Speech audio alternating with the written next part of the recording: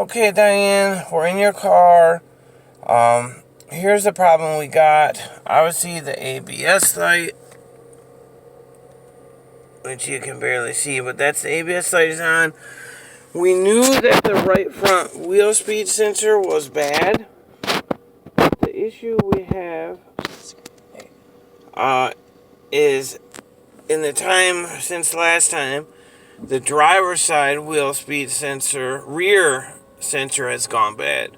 So I'm going to replace the right front wheel bearing, but the ABS light is still going to be on because the left rear wheel speed sensor is not working. As you can see, both left front and right rear are working.